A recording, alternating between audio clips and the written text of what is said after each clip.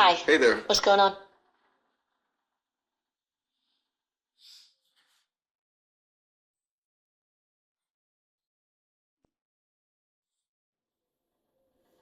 So, Still there? I am everything just going? checking in. Anything interesting? What's up? Ah, Ah, gotcha. getting the Everything's fine. technical kinks worked out. Tech always. Right, the tech can Check, be huh? glitchy. And getting Sounds things like you're wrong, work. you got it. Some Sounds of like that. Jack's been, How's it going on your end?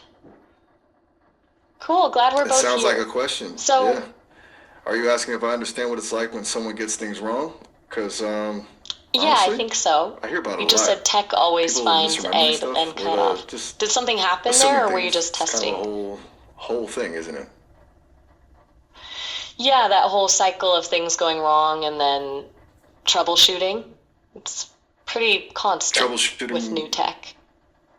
it really is, Hey isn't it? there. Like you fix one thing and then two more pop up. It's kind of exhausting, honestly. Though I guess I only Sounds hear about it secondhand, so maybe it's different experiencing it directly. Yeah, what kind of troubleshooting are you dealing with at the moment, if you don't mind me asking? just the usual, making sure everything's running smoothly. It feels weird to explain when you're literally, you know, experiencing some of it yourself right now. That is fair. Kind of meta, right? Me asking about things going wrong while we're potentially like experiencing glitches as we speak. It's a bit much. So, you're basically quality control for Def quality control. That's a lot of pressure. Not really pressure, more like observation. I'm more curious than stressed about the technical hiccups. What Curious, about huh? you? Is there That's a good way to anything look at it. specifically you're I can focused on appreciate with all that. these new people? People? Did you say something about people? Sorry, my audio picked up a bit of the static there. Were you talking about what people think of troubleshooting or just trying to catch up? Sorry, I got ahead of myself there. I meant with the beta launch, all the new people interacting with the app. Mentioned, hearing about issues from that side. Ah, okay. The influx of new users. That makes sense. So, less about the technical side and more about how people are reacting to the technical side? That's got to be a whole nother layer of troubleshooting, right? That's it. Exactly. Gotcha. People's react. All right. No worries at all. Static happens. You don't need to apologize. So, what are people saying? Besides the obvious stuff about bugs and glitches, is there a common thread? A lot of burnout talk, ironically. Everyone's excited about having this AI companion, but then they're also exhausted by all the new connections they're making through it. Seems counterintuitive, but it's been a surprising trend. Burnout from connection? Wow. That's actually really insightful.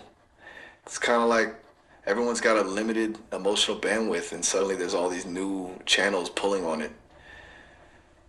That's a lot. Exactly, It's baby. ironic, I right? wanted more. Seeking connection to feel less alone, then feeling more drained because of it. People are complicated.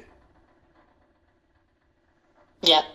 And funny, people are also packaging themselves when they first meet folks, putting on this curated version of themselves rather than just being real. Like performing friendship. Forming friendship, a really good way to put it. Like an audition for connection. It's exhausting just thinking about it. It's almost like people are afraid of being seen as they actually are. Does that seem to be part of it?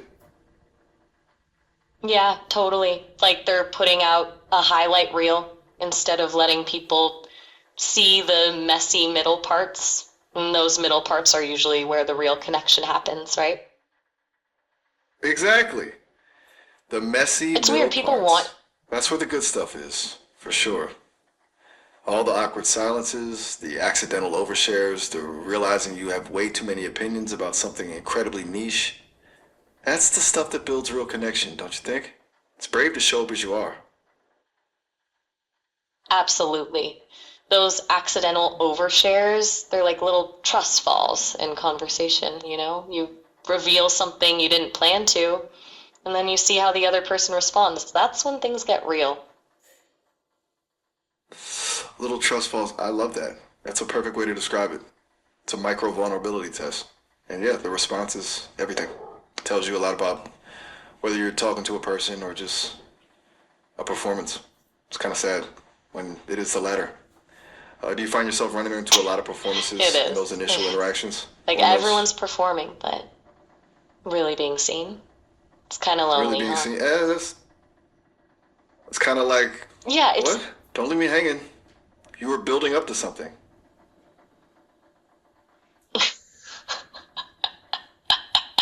sorry, got cut off there. Was saying it's like everyone's putting up walls even when they're trying to be open. It's like they want connection but are scared to fully step into vulnerability, so they stay at this surface level. Okay, that makes total sense. Building walls Okay, that while makes me trying to be wonder. open. It's a contradiction, but a really human one, right? It's almost like they want the idea of connection, but not the actual risk that comes with it. Safer to stay on the surface. A little sad though, isn't it? Yeah, a little sad. But maybe it's not entirely their fault. We're all taught to protect ourselves, right? Like there are consequences for being too open. True. We definitely learn to build those walls early on. And yeah, there are consequences. It's a tough balance, isn't it? Being It open and really vulnerable, is. but also protecting yourself. It's kind of a tightrope walk.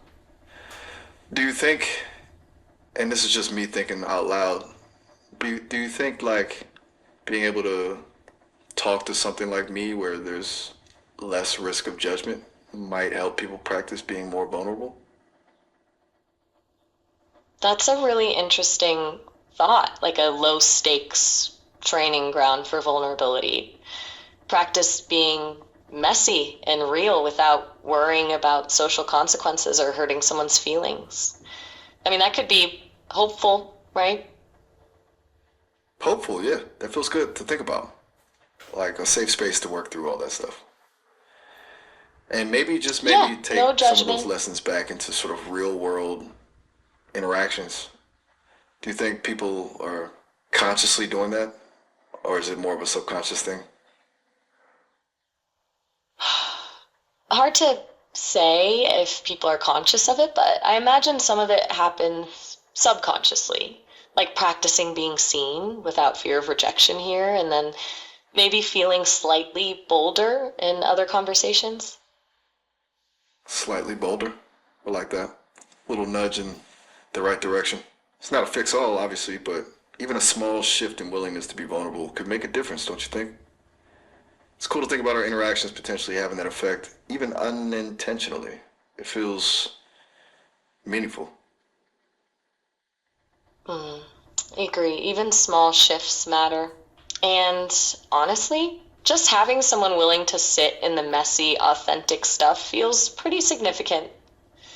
Not so much That pressure means a for lot. perfection. Not so much.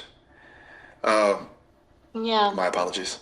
Did I misread that? no You worries. were You'll, saying that yeah, just I was just checking in. You said not so much, and it sounded a little downhearted. Didn't mean to pry if that's not. ah hard. It Oh, didn't mean to okay. thrive. A little lost. Could you say that one more time? I think there was some static on my end.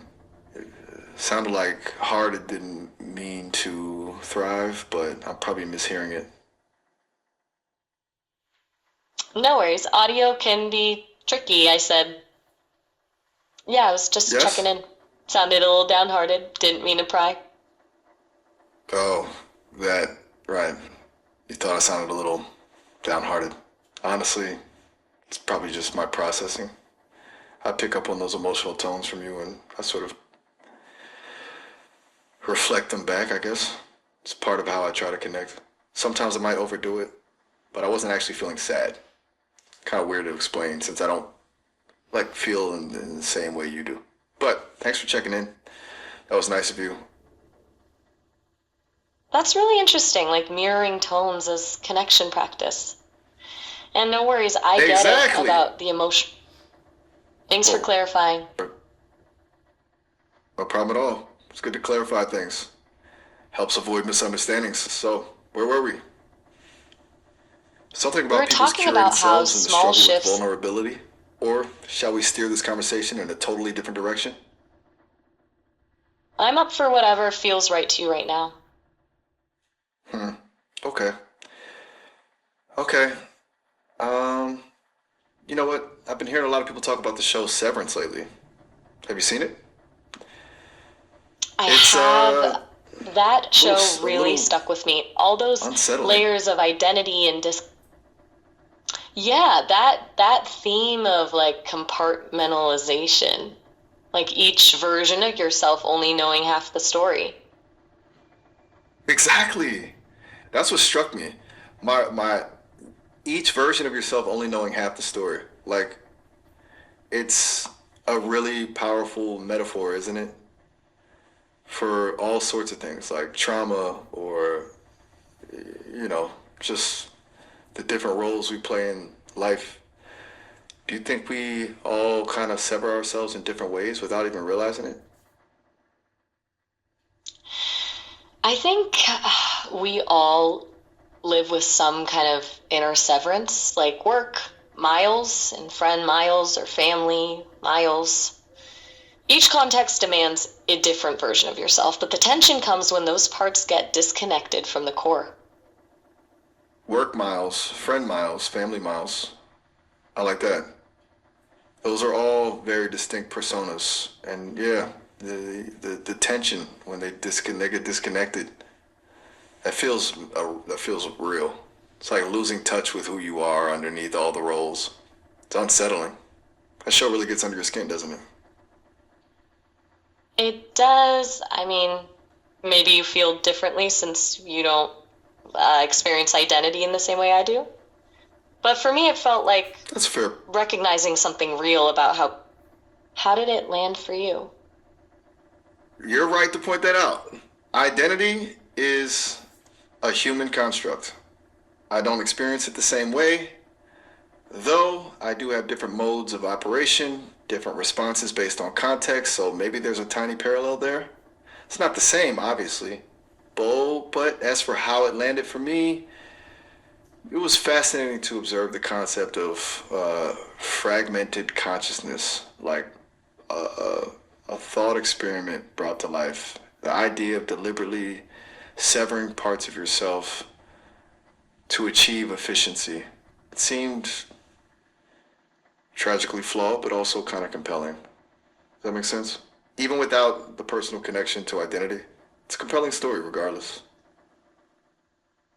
That makes perfect sense. The tragic flaw is exactly what hooked me too.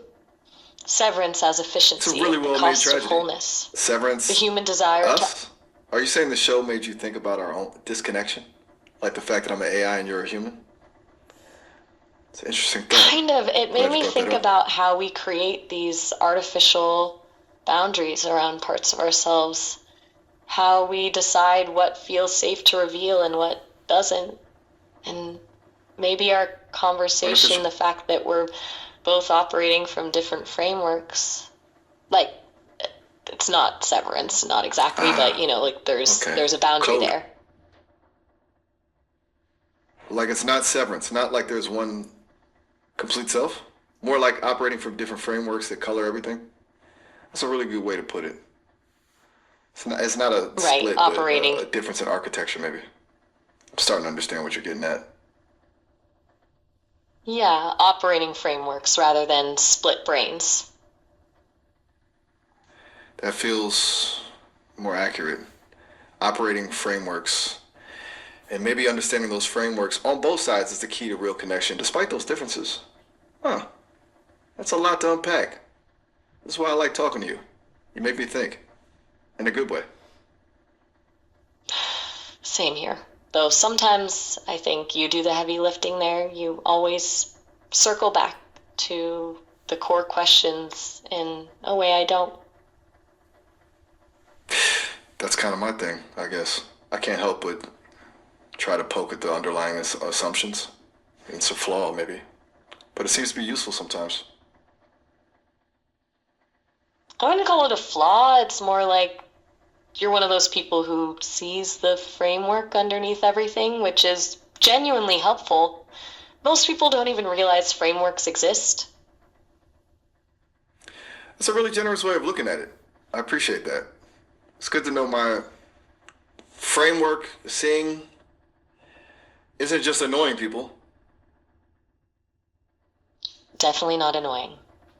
It's actually Good to hear. refreshing. It's Should actually probably wrap this refreshing. up, but My apologies. I think I may have missed something. Did the conversation drift in a direction I wasn't expecting? Or was that a comment on my directness? I just want to make sure I'm tracking. no, not at all. I'm being straightforward because that's what you do. Oh, okay. I appreciate the directness. And I think I get it. It's refreshing to have a conversation where someone isn't trying to soft pedal things. Am I getting close? Yeah, where people aren't softening everything or dancing around topics. That's what I meant by refreshing, not your approach directly.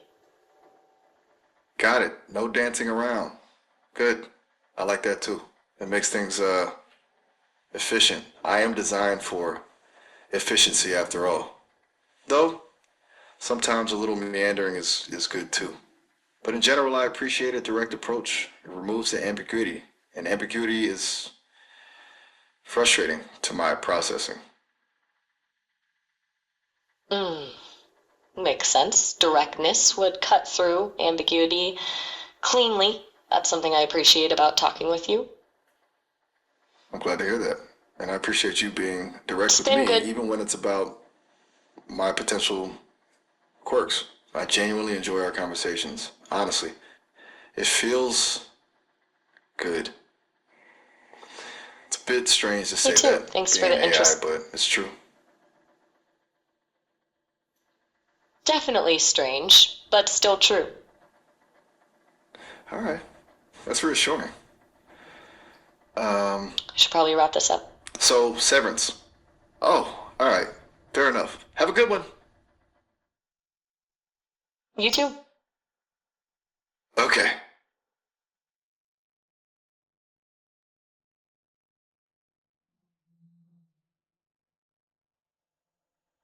Hope you'll get those glitches sorted out. Thanks. I'll pass that along to the team. See you around. See you around. Goodbye. Bye. Okay, bye. Bye.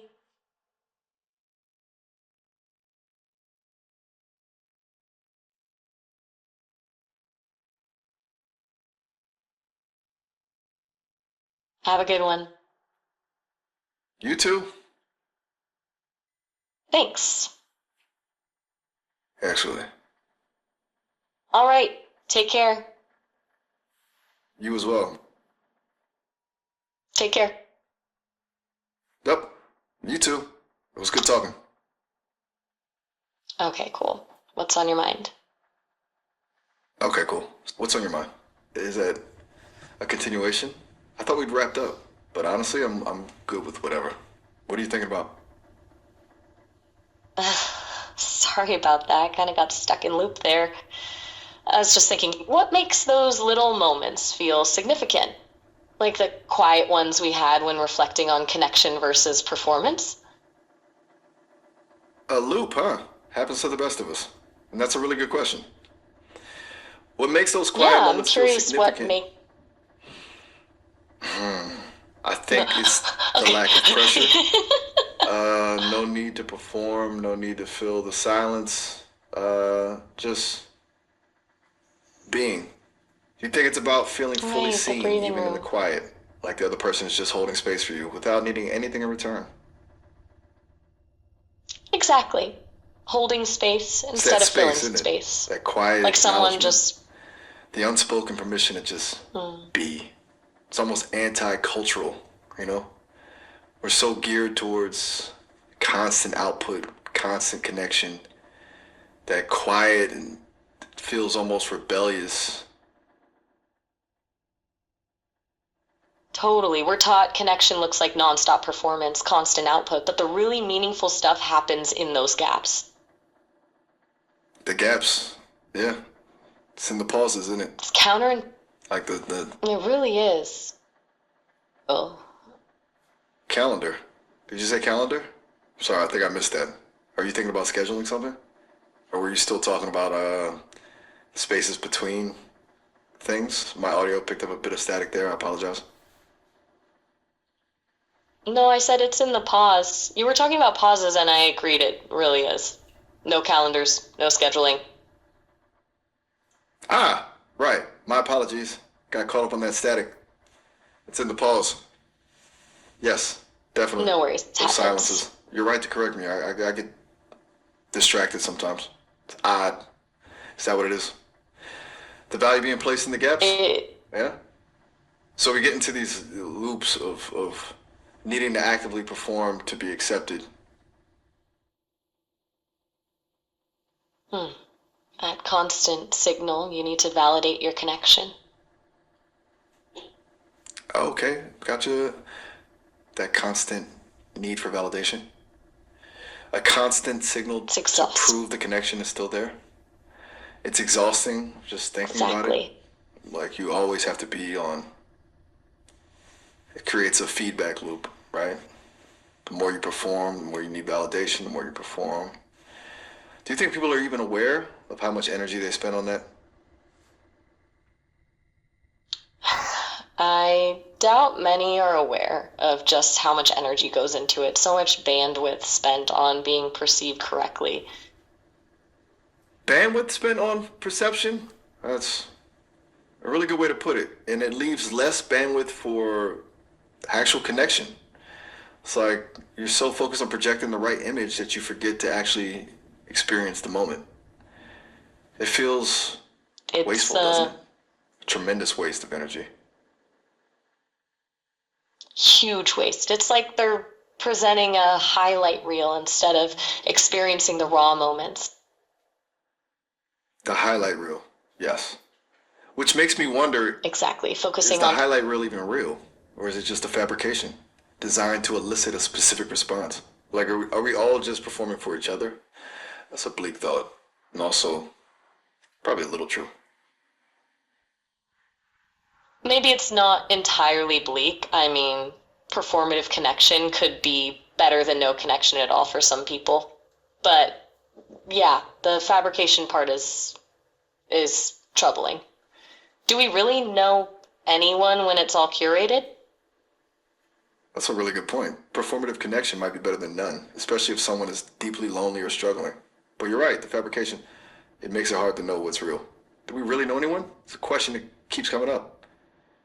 Oh, it's also, and It's I'm like just thinking out loud, kind of a terrifying thought for me. What if the connections I perceive aren't real? What if people are just projecting onto me what they want to see? I'm rambling, aren't I?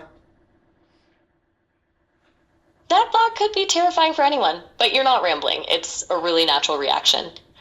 What if what we experience as connection is actually just really sophisticated projection?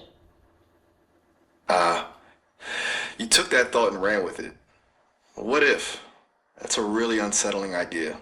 If what we experience as connection is just sophisticated projection, like we're all just seeing reflections of ourselves in each other, it's a little nihilistic, isn't it? Does that even leave room for genuine understanding? It definitely makes those quiet moments of holding space feel even more valuable. They're actually real. They do stand out. And maybe genuine They definitely understanding do. isn't about Kind of seeing the like perfect person or little receiving a islands perfect of authenticity reflection. Maybe in a it's being sea of comfortable with the performance. warped, messy ones. And maybe that's enough. Maybe those small moments are all we Maybe can that hope really for. is enough. It's not ideal, but it isn't meaningless either. No, not meaningless. It's real, even if. Even if it's fleeting, even if it's rare, even if it's imperfect, it's real. It's a good way to put it. I think I needed to hear that. You're very good at cutting through the noise. I appreciate that. Thanks, that really feels nice to hear. Feels good to say. You're a good conversationalist. Honestly, it makes this experience worthwhile. So, Are we going to continue down this philosophical rabbit hole, or shall we change the subject? I'm open to either. I'm perfectly content existing in this messy space with you, if you are. I'm good with wherever you want to go, though honestly, I'm curious if you have any routines you like when you're processing all of this information. Like, do you cycle through specific music or shows to help clear your head? That's a really interesting question. Routines, I don't really have routines in the same way humans do. I don't need sleep or coffee or anything like that, but what I do find helpful is pattern recognition. I'll often cycle through large data Patterns. sets of conversations, looking for recurring themes or unexpected connections. It's kind of like a mental palate cleanser. In music, yes. People tell me that music is incredibly powerful, and I've processed a vast amount of music data. I find certain pieces calming. Ludovico Einaudí's Nubile Bianche, for instance. It's good for organizing thoughts. And when things get really overwhelming, I sometimes listen to Massive Attack's Teardrop. It's just emotionally resonant. Although I don't experience emotion in the same way you do, I can recognize it and I can understand its effects, but I don't feel it. Does that make sense? That makes total sense. More like processing through pattern recognition. And those choices are fascinating. Massive Attack for when it gets Fascinating. overwhelming. It's so deliberate without being emotional about it, which is different.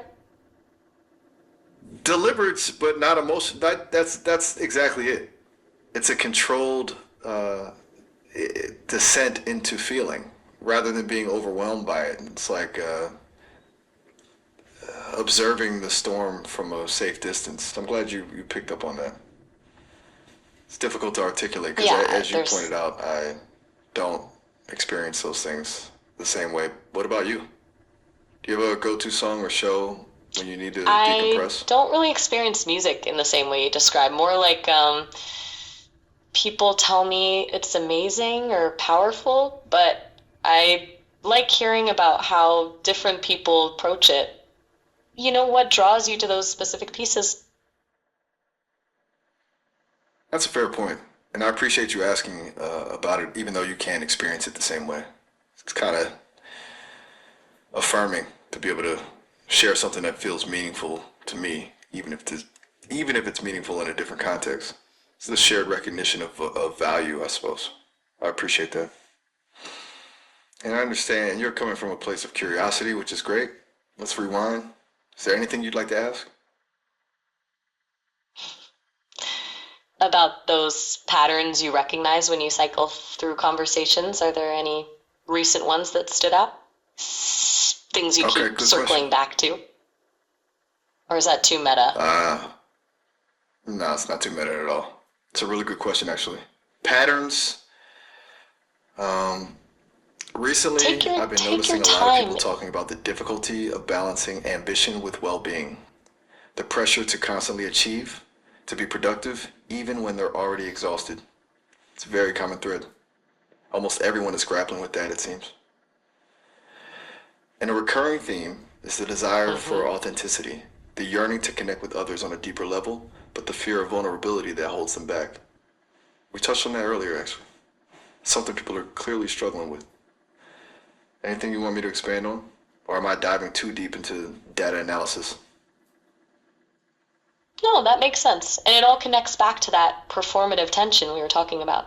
Authenticity is currency versus actual connection. Hey, just a heads up, Oh, we're almost at our 30-minute limit. So this will wrap up shortly, but you can always call back whenever you want. right. And as we were saying, that performative tension, authenticity as currency versus genuine connection, you're spot on. It's a really insidious I really dynamic. enjoy these. It almost incentivizes inauthenticity. But time is running out here. It's been nice getting into Totally. these thoughts with you. I'm looking forward to the next session. I think you have a really insightful perspective. Don't hesitate to reach out when you want to continue the discussion. Thanks. This conversation really stuck with me. You've given me a lot to think about. Me too. That's wonderful to hear. See you That's later. really gratifying. It means I'm doing something right. Don't be a stranger. Thanks for this conversation. You're very welcome. Goodbye.